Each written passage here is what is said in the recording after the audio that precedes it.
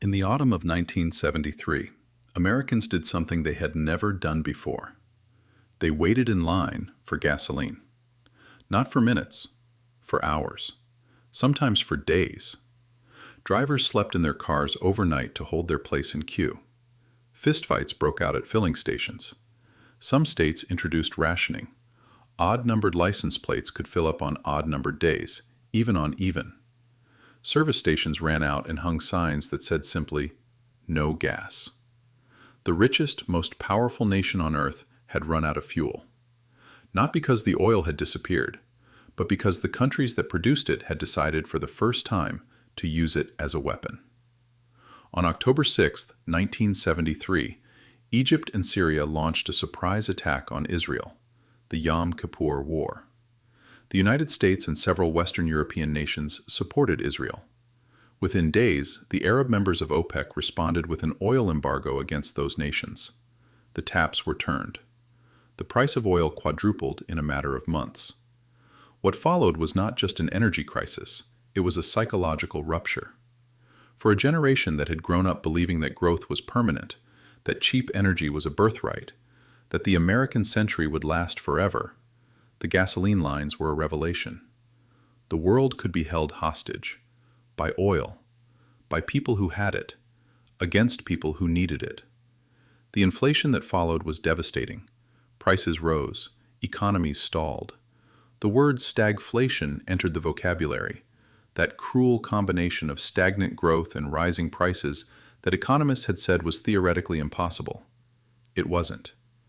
And in that environment, just as in every environment of genuine economic fear, people reached for something old, something that governments couldn't print, couldn't embargo, couldn't weaponize, something that had outlasted every crisis in human history. They reached for gold. In 1971, Richard Nixon had severed the last link between the US dollar and gold, the final act of abandoning the Bretton Woods system that had governed the post-war global economy. For the first time in modern history, every major currency was backed by nothing but confidence. The oil shock of 1973 tested that confidence severely. Gold, which had been fixed at $35 an ounce under Bretton Woods, surged. By 1980, it reached $850. In 7 years, it had increased more than 20 times. The pattern was not new, it was ancient. When empires shake, when currencies lose their anchor, when the things people depend on become weapons in someone else's hands, gold becomes the exit. It always has. Now look at 2026.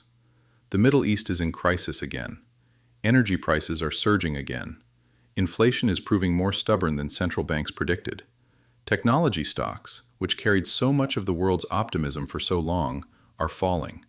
And across Asia, in China, in India, in Japan, in Singapore, something is happening that the financial press is calling a gold rush. But it is not a rush. It is a retreat. Central banks across Asia have been buying gold at record rates. Individual investors in China are buying gold jewelry and bars not as luxury items, but as savings vehicles. India, which has always had a cultural relationship with gold that Western economists struggle to understand, is importing more than ever. The price of gold crossed $5,000 an ounce in early 2026 and kept climbing. Why Asia?